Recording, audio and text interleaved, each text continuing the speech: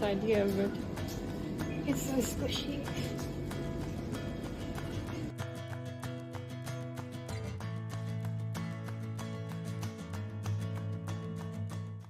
My name is Carl.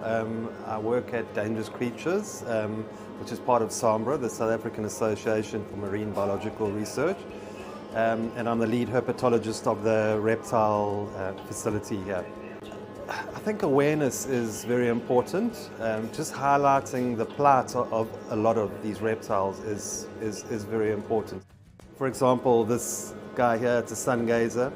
Sun gazers are extremely threatened, probably one of our most threatened reptiles in South Africa.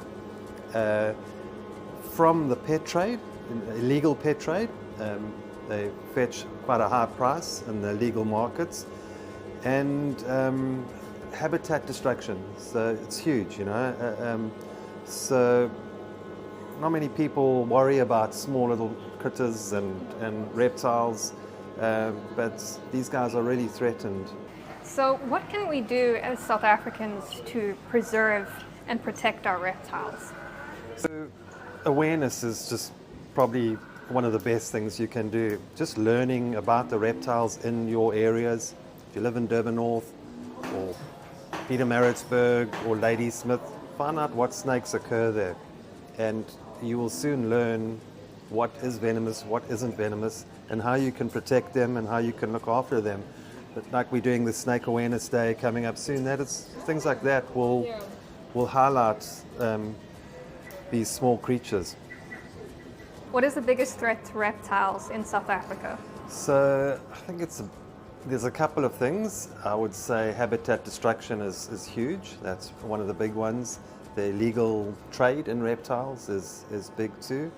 But really, probably the most is habitat destruction. Okay, so these are Madagascan hognose snakes.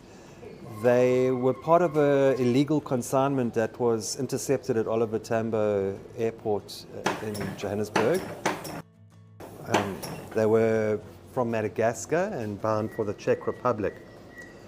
So they were brought to us. Obviously, the NSPCA brought quite a few of the facilities. We were given snakes to look after, and this is one of them. So it just highlights the illegal trade is really big. So would you say that education is very important in protecting our reptiles? Definitely. So here at Dangerous Creatures, we will often get people that have never even felt a snake. They don't know what, they think it's slimy and they think it's wet, and we let them experience that for the first time. Some of them will not go near it, and I'll actually have to hold it by the head and just go like this and let them touch the tail, and then they sort of go, wow. And next thing you know, here's someone who's never held a snake, is holding a snake, and yeah, now that person will be less likely to kill a snake.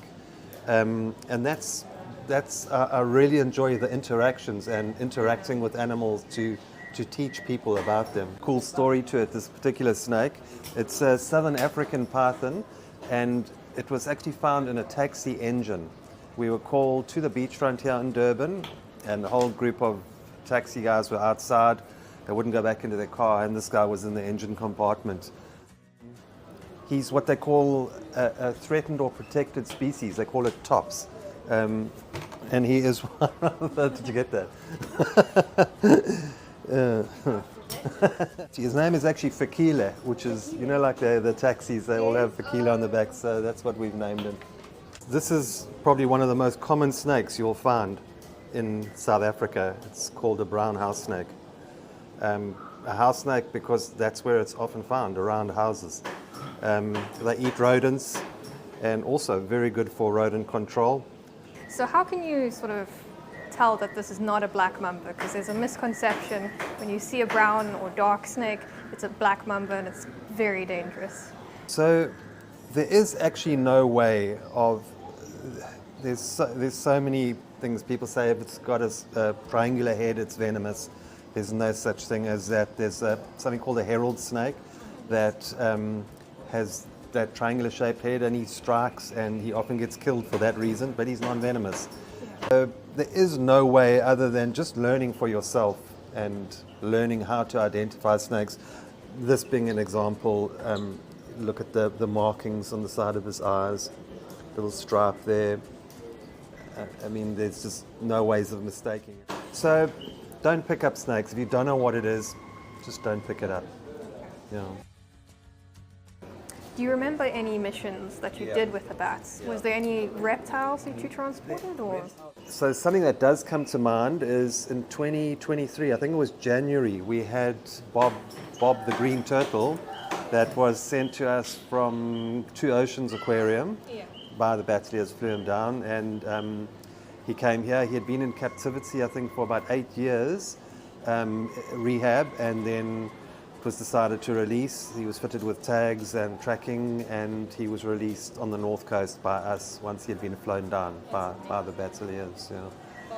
That's just one of quite a few penguins and seals too. Obviously, that's in the mammal and bird department, but I can recall quite a few penguins also being transported back to PE and areas like that. Yeah.